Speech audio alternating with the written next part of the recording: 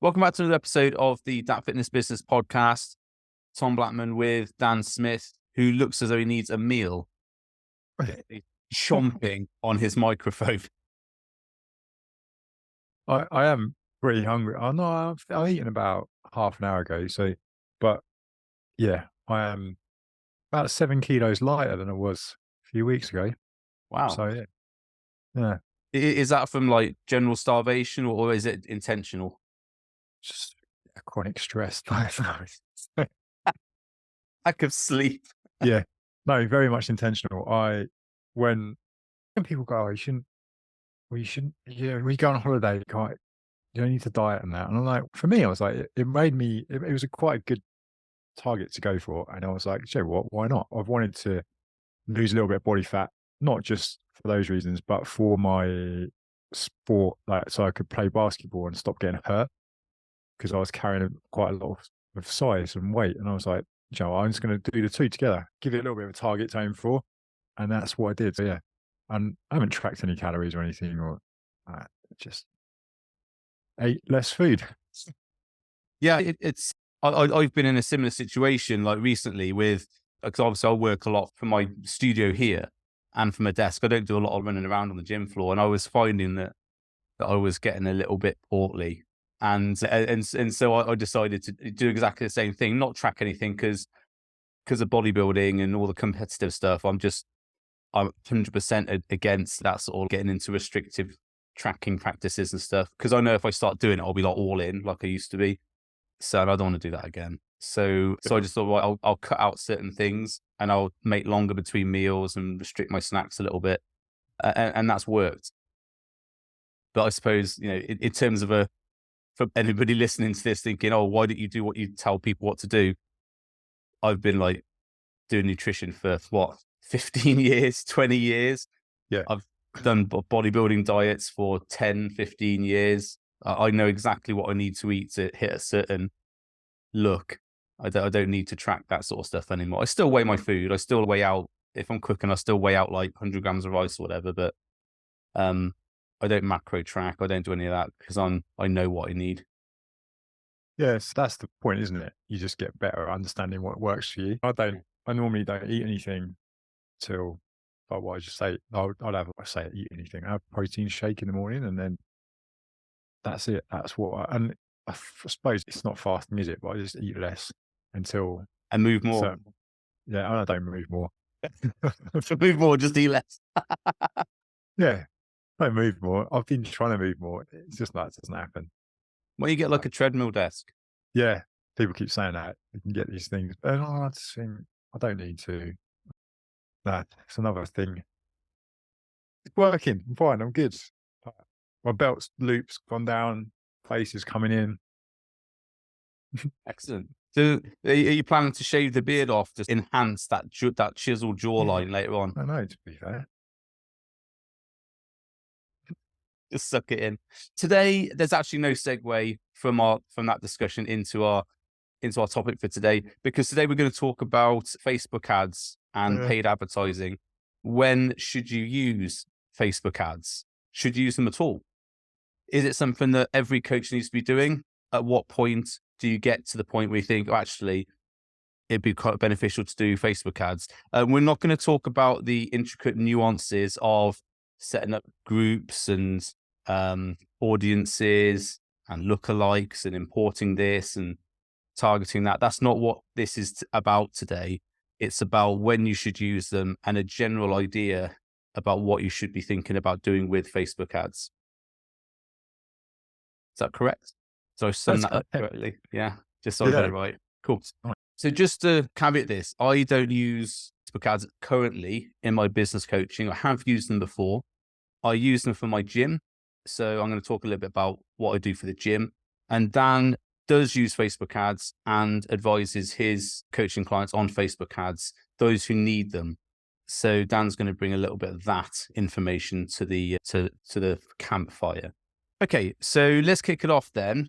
When is the right time to use Facebook ads in your business, Dan? Ooh. Is there a right time? No, there is a right time, to be fair. I think my mindset's changed on this. let's just go back a few years, and people would say that you need to be in a certain position before you then start to think about ads. And I used to agree with that. I was like, oh yeah, it makes sense. You want to make sure that, yeah, you've established and you've got some experience with the way things work in your program and everything. And then you can, bring the ads in and it will just support that. And I was like, that makes sense. But then over the years, changed my mindset on that, because it really depends on what you're using those ads for. So what's the point of the campaign? What is it about? Is it to build awareness of your brand, or is it to get people to book in and speak to you, or to sign up to buy a product or whatever it is? Because that makes a difference, right? So I don't think there's a set time you must wait until this point, or you must have tested these things out before you can then run ads. So that's my mind definitely changed on that over the years. I don't know what you think on it. Yeah, do you know what? I'm of the same opinion there, because, and this is because the platforms have changed, isn't it? Is, let's say 5 years ago, when me and you were both still doing physique coaching, I believe it's, yeah, about that time, wasn't it? Facebook and Instagram were smaller. There wasn't so much competition from like YouTube and all these sort of things. So everything's changed over the last 5 years. And it used to be, look, you need to build your audience organically first before then, and reach a certain level of income. And then people say, oh, you need to be like doing at least 5K, 10K a month before you do ads. And I'm not sure where that amount has come from. But the way the platforms have changed now is that whatever people say about, oh, just create better content, whatever, it is more difficult to get seen because there is so much more stuff there. And yeah, there's certain tricks you can do with like stories and engagements and collaborations and all these things to game the algorithm, if you want to call it that. But the fact is that it's always going to be the case that the bigger people are always going to swallow up a lot more of the audience, because they have that bigger reach. And certainly if you see new people coming into the market, the ones that grow more quickly, and this is not just coaches, this is with every industry. When you're coming into a market which has a lot of people in, and a big audience, and a lot of people competing for the space, I do think that there is a real case for, yes, you need to get your product right and your delivery right, and absolutely get a target on your niche. All that is really important stuff to do right at the beginning. But once you've got that, if you want to grow faster, I think there is a real case there for people who have just been in the industry for a very short space of time to use Facebook ads to grow their audience and grow their engagement and make people more aware of who they are. Yeah, absolutely. Agree with that. Because you could look at this in two ways. You can either spend that time doing that, because none of this is free. People go, oh, social media is free. It is free. No, It's a free platform. yeah, But it's not free though, is you it? want to go and create all that content that you need to do and post 3 times a day. Some people say you need to. Then how much time is that going to take? So you can either pay with your time, or you can then pay with your money to put that content in front of the people who you want it to go to. And that's where you just said you need to know who it's for, you need to understand their problems, you need to have the right offer for them, all that stuff. We're not discounting that, because it's not going to work, right? Otherwise, you need to have all that sorted. But then why not? You can use one, other, or you can use both, right? So it makes sense in my mind that there's not really a perfect time, because it's up to the person whether they want to do it or not at that point. Yeah, and I know there are some gurus who say that you don't need to use email right at the beginning. Just focus on cold DMs and stuff like that. And that's an absolute mistake, isn't it? We won't go tangenting off into why email is such a really important thing, but it is. And if you're not, what's the point of having an audience if you're not pulling them off the social media platforms and into your ecosystem? And I think that's where things have changed a lot recently, is that people are more aware of the fact that they have to get people off social media, because there is so much on social media, isn't it? You post something, I post something, 1% of your audience sees it. And if that 1% don't like it and engage with it, that post is gone, isn't it? It's Mm. like into the bin, because it's not going to get engaged. What you want is that if you've got new content out, the people who have expressed an interest, as in your followers, in seeing more of your content, they should be getting something like an email to say, hey, I've got this new thing, or hey, I've just released this, or hey, here's some information you might find helpful. And the only way you're going to guarantee they're going to see that is by them being on your email list. Okay, they've got to open the email. So let's Yeah. say they're opening the email. As long as you've engaged your Oh, customer, you've got your niche lead magnets good, so you're putting the right people in, and your open rate's good, you can ensure a certain amount of people are seeing your stuff, which you can't on social media. And so having that pull from, say, having your lead magnet on Facebook ads or Instagram ads, having your content so people know who you are, so they're aware of you, so then they can follow you. That sort of stuff. For me, it's all about, from social media, pulling them into my ecosystem, which ads will increase the likelihood of that happening. yeah, absolutely. That's in essence what we use a lot of them for. I will say though that the people who say, "Oh, you need to message X amount of people per day," and the whole DM thing, why not use your paid traffic with your ads to help with that process? Because that's definitely something that's doable, and it makes more sense to spend time doing that, or to even spend money doing that. Because I don't necessarily want, I don't know, I don't want to sit there and do that per day. And I know that a lot of people don't want to do that anyway. But how good would it be if you could create a piece of content or pieces of content that speak to your audience in a certain way? And then you could go and put that in front of them and ask them to take an action on it, like messaging you, so that they then come into your messages without you having to then go and find these people and creep around and slide into their DMs. They could be coming to you because they see your content. Obviously, there's a lot of pieces involved in that, but ultimately, like you mentioned, you want them to then come away from the platform into your world. But we're doing this thing at the moment where we're testing out and building up messenger lists within the platform, so that now we can then have them into our email, but also at the same time be able to message them directly, like instantly. And we can use a little bit of automation in there, but we don't go overboard on it. And what that's meant is that we've increased the amount of conversations we're having with new people, and also we're still building an email list with it.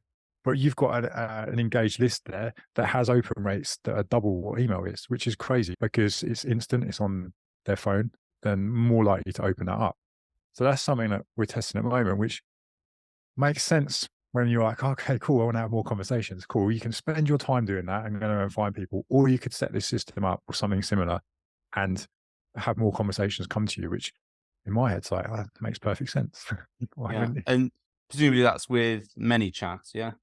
Yeah, using ManyChat through not just Facebook, so it's Instagram as well. But it all comes down to how you could set the system up to track certain questions that they ask. When someone might inquire and they answer some questions on your form or whatever, however they might answer some questions in your sign up application or your pre-consult form or something like Yeah. that. You can do a similar thing in there where you can then capture some information, and then that you can, in the system now, you can actually tag it. So you've got different tags. It's a bit like email, which means that you can then very quickly filter through people and position specific stuff to them. So for me, that's really cool to be able to personalize a set piece of content or a set offer and go, we made this specifically for you. So that's some cool stuff that is, I think is yeah, that kind of stuff I find more, it was a techie, like there's a lot of people geeking out on it, but it's really cool. And when you actually see it work, you think, this is good. I actually like that. I remember doing Facebook ads the first times, and like sure that everyone has whenever everyone's played around with it, or they like press the give money to Facebook button, and they like press the button to boost the post for like £20, and that's just £20 gone. And you're like, what happened? Like, show me what's the point in this button other than to give Facebook money. But if you then, when I remember first using like Ads Manager and trying to work it all out, and again, just I wouldn't say it's wasted money because you learn from it, but it's only over the years of testing and then also looking at the way other people set up ads, growing into the actual, what's the thing called? It's not Ads Manager. You can go into Facebook ads. I've got like a library, and you can go in and look at all the ads that Oh are yeah. Yeah. Yeah. so going in there and seeing what performs well, looking at why they perform well. You ever see those ads that you're like, how the fuck is that? Why is that why is that performing so well? How has it even been allowed? And then you can just learn from those things. So I find that really interesting now. Guess it's like the little bit of a geek in me just wants to understand why they work. Mm. Yeah. It's a learning process, isn't it? And if you can find out what's worked for, and it's not necessarily your niche either, which is really important as to why you should follow people outside of fitness. So Yeah. you can see how they run ads and how they do things. And that I've used ManyChat before. I think I used it when it first came out, which is like, that must be like 4 years, 5 years ago, something like that. And the automations were okay then. And I think they had a little bit of an issue with Facebook, and there was some issue. This was in the past.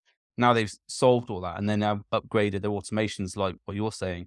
So it might be worth a revisit for that. Because I remember the automations they had before were pretty good. You could set it up so that I think what you're talking about is setting up the message. And if they responded to a certain message, it would then be able to give them another message or another option. And like you're saying, filter them into where they need to be. I think we used it for the gym where people would inquire for the gym. And you got those standard questions that when anyone sends you a message for the first time, you've got the standard questions. We would filter them with the gym to say, are you interested in this type of training or cardio or whatever else? And from that, we could then arrange the right person to speak to them. And that worked really well. And that was years ago. So I'm presuming the Mm. automations have really picked up since then. Yeah. I think it had problems initially. I think it had loads of legal problems as well with Mm. data. And I think Collecting that, data. I think that was all about the Cambridge, what was it, Cambridge data, whatever what they were called. yeah, it's Yeah, all sorted now though. That's not a problem anymore. yeah. So it is good. You can do so much with it, like, and probably it's not for today's chat though, but I know, we said we weren't going to get into the real yeah.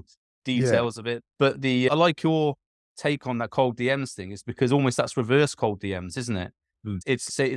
It's like saying to people, if you've got like a Facebook advert, which is like a click on this, whatever, and you're asking them to DM you. So you're essentially asking them to cold DM you for the stuff. But that again, that opens up a conversation a lot easier because at least it's not cold, is it? They're warm if they're DMing you. Yeah, it's flipping it a little bit, but it's also using it as a way to build awareness of your social media. So like we mentioned before, like when's the right time? Well, you could do this straight away because Yeah. you could then open up that conversation, and part of that process in the flow could be inviting them to follow your pages or go to your other social media or other accounts or whatever. So you can use it to build an audience as well, which is a great tool. Um, I think if you like step back a few paces and go into like, rather than thinking like when's a good time to run it, I think having it clear on the objective is bigger. So if you have the objective clear about why you want to run it, I think people go, oh, if I run ads, it's like this, it means that it's going to be successful. It just adds me, it's like, oh, it must work. But there's a hell of a lot of testing involved, and you've got to be prepared. So this ties into it. So when is the right time? You've got to be prepared to be in that mindset of like, I'm going to be able to test this. And that's what you should see it as, not I'm going to run this once and that's it, sorted. I've cracked it. Because like our latest ads have been running for the last 8 months nearly, like just consistently running. And that's given us a huge amounts of data to look at what works, what didn't work. We tweaked it a few times across there, but you've got to be prepared to play that game and look at the data. It's not like a quick thing, oh, I do this and it suddenly fixes all your problems. I think that's the key thing here, isn't it? Is that when you get these, the little bots on Facebook who message you saying, "Hey, love your content, but you're leaving money on the table with not doing Facebook ads," and there's this pitch, isn't it? Oh, we can get you this 30 leads or whatever. I think what people are thinking of is in terms of that is, oh, if I spend money, I want to get something back from it, and it might not always be the return you get is not always monetary, especially at the beginning. As in, you don't run an ad, get 10 clients who sign up for your 997 package. It's more about at the beginning, learning, okay, what do people engage with? Why do people come in? And then you can start escalating that from, okay, that one didn't work. Why did it not work? This one did work. Let's do more of that type of thing. And that's when, like you're saying, the long term of it is that people come into your coaching because you've tweaked that process and refined it. It's unlikely the first week or 2 weeks you run the ads that you're going to get loads of people coming in. But if you don't learn from that data, same as if you don't look at your insights on Instagram about when your audience is online, what type of posts do they engage with, that sort of thing. If you're not learning from that, you'll never grow your social media. Yeah. Yeah, always look just do that thing where you just I think it just kind of bodge it, and then that's in essence what I did originally, and then you'd be like, "Well, I don't know why this isn't working," or then you do what everyone does, and you go, "Oh, I'm not doing that again." And then you have that bad experience, and then it puts that feeling in your mind of when someone might mention, "No, I did that once and spent loads of money." Okay, cool. So you're never gonna do that ever again. Okay.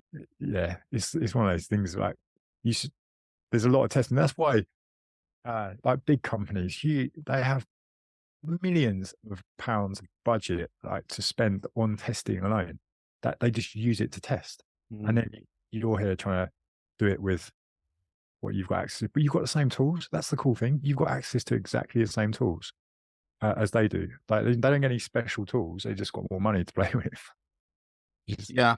Yeah. And it is, and also there's, I think a mistake a lot of people make is that they put their adverts, which is straight to a sales call, or it's straight to like work coach. Oh, hello, I'm a coach. Work with me.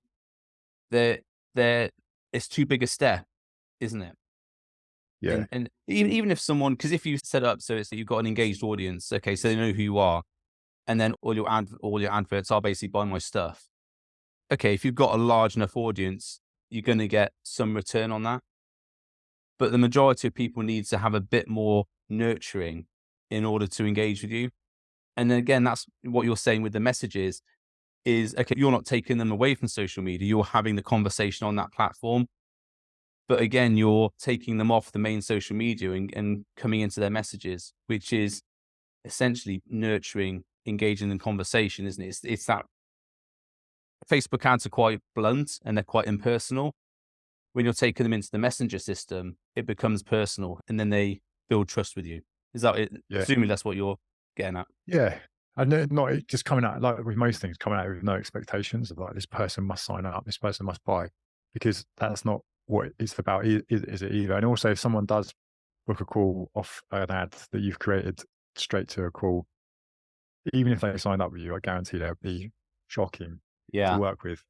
Yeah. But no, We've covered 100%. this massively, Yeah, haven't we? And like never have a thing straight to a call. It's not a yeah. good idea. So, yeah, but you like, and I think you mentioned this a minute ago. Like anyone could set up a campaign. You could set it up in a few clicks, and it would deliver you leads, but those leads would be horrendous. So there's a difference between a lead and then someone who's actually qualified and interested in what you do and has built trust and connection through seeing multiple things, which is the system like we speak about, where you want to do that through your social media platforms or through a bigger system that they can go through. That's the key. It's not the ad that does it. There's parts of the ad that I say are important. I think like people discount how important the copy is and how important the creative is for an ad, and they just throw anything up. Mm. But I'd say probably, I don't know, half, 50% is that. And then there's an element of how you set it up, the targeting and whatever. But the big part is what happens afterwards. Like, what's the next step? Where do they go with that? Because straight to booking a call, it's risky. I've seen some big accounts like do worked with a company, and they had a team come in to set their ads up, and we got access to all the back end and everything to see what they were doing. And how should I explain it? It was a bit like it's very good at talking about what's happening, but nothing was really happening. So I was looking at it thinking, I definitely wouldn't be doing this. It was like straight to call booking. There Mm. was no, and the calls that were being booked were just like, they were just shockingly bad. But he was like, if I can get calls for $15 and your program's this, then that means I only need to get 4 calls booked, and it just a lot of money got wasted. Yeah, because a call booked is not obviously a client booked, is it? It's not an actual money unless you're going right down the hard sales route. But even then, it's still if people aren't interested in your product at all, it's still not going to be worth anything. No, no. But I think they're brilliant tools to use. I don't You don't need to have a set time to be able to do. That's done so much until you can start using them. It's the actual system itself is not as scary as what it might look like. It's definitely improved over the years. Um, and yeah, if you can use it creatively, I think that's the key. Like creatively in all aspects, not just how you create the copy and the creative that goes with it, but the creativity behind what happens. Like these tools that we're talking about, got so many options to be able to take someone through certain processes. And that for me is the bigger part. Have some fun with that. Um, if you call it fun. Yeah. Yeah. We both geek out and stuff like that, so it is fun for us, maybe not for anyone else.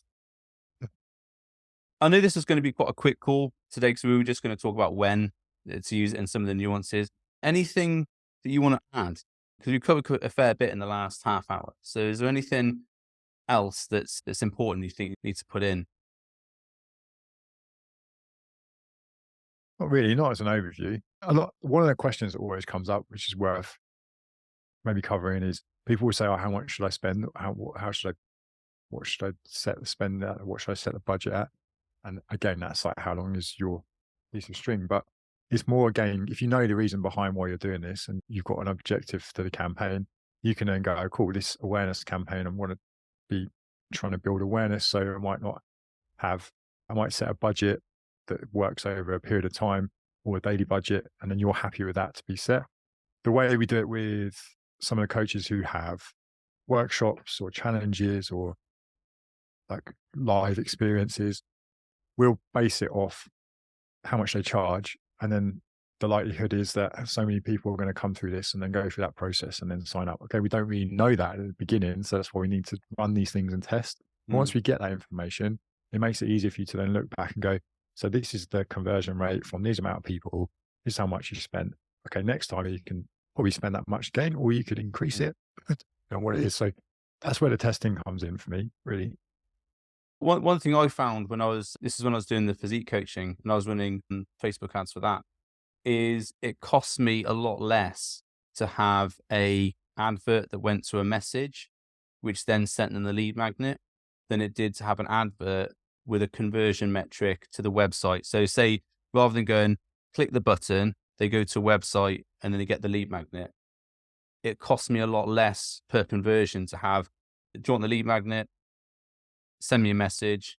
And then the message was opened. Hi, great, thanks for asking. Here's the lead magnet. Here's the website you need to go to. Yes, that was another step, but I found that the cost per lead went right down. And I think the reason behind that was you still kept people on the platform for the message, didn't you? But also, coming back to what we were saying before, that then opens the conversation, doesn't it? Because then you know who's asked for your lead magnet, whereas you don't really, unless they sign up to the lead magnet on your webpage, you don't know who's looked at that page, do you? Specifically. No, it is cheaper to do that, definitely. To set up like a conversion campaign, it costs more. They want people to stay on the platform, don't they? So they're going to potentially, that's the reason why it's a little bit cheaper. But if you set up like a lead ad, so the form just pops up, then they can just fill their details out, and then that can still take them through to your email system as well. Yeah. It's a really good way of doing it.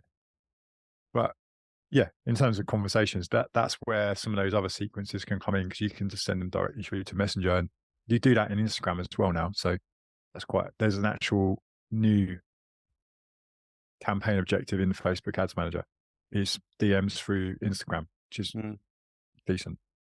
Yeah. So in terms of the ads, it's more about opening conversations than it is trying to get them to do that big action.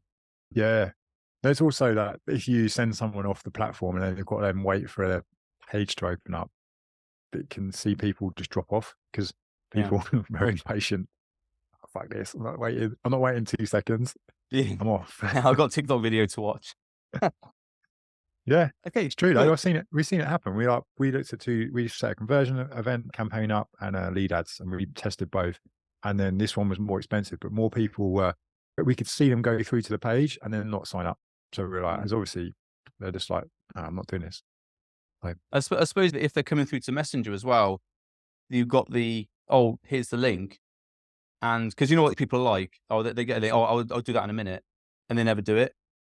But if you sent them a message with the link in, for example, you can come back to them in a couple of days and go, "Hey, how'd you get on with it?" And they go, "Oh, yeah. I didn't actually click on the link. Sorry." They go and do it, and then that takes them over the line. Yeah. So that there is that extra follow up you can do, which is why we talk about conversations, is so important. Where we're having that initial chat with people. You can set that up as well in there. So what you could do is set it up so that it has a wait for 2 days. And if they haven't clicked one of the conditions is send this message. It's quite cool. Yeah. So, Yeah. yeah, So, we'll do it, and, man. and ManyChat, is that still £10 a month? 15.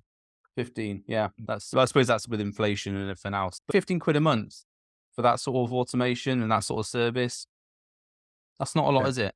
You could pay that to Facebook, and even if your account gets hacked and nothing gets done. Probably tick though.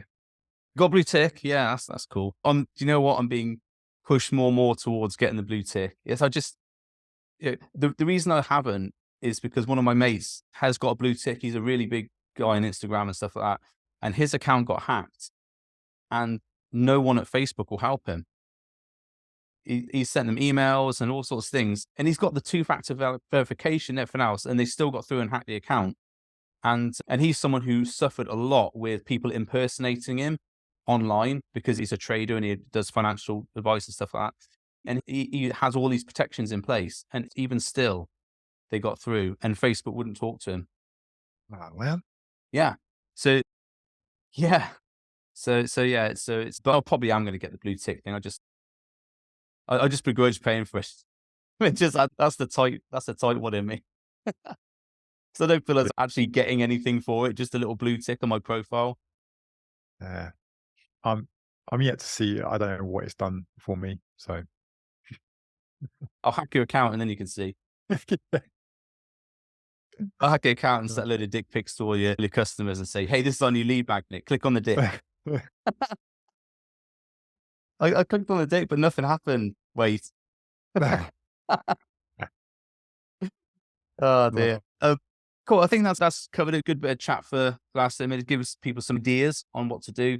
And obviously they can follow up with, if they want to know more about that, they can drop you a message and go into your massive automation and get a dick pic at the end. You're lucky. If you're lucky. Yeah, if you click the right button. Remember did you ever read the books when you were young called Choose Your Own Adventure? Did you ever have those? Choose Your Own Adventure. And like you go ahead on the pages to see if you went through this decision, what would actually happen to you in the book. Yeah. And you go through all the pages to find out the best route to success. That's a cool idea to build something like that. That Or as a Choose Your Own system. Adventure. Great. Yeah. Yeah. There was something on, this is a massive tangent, but did you ever watch the Bandersnatch on Netflix? Yeah.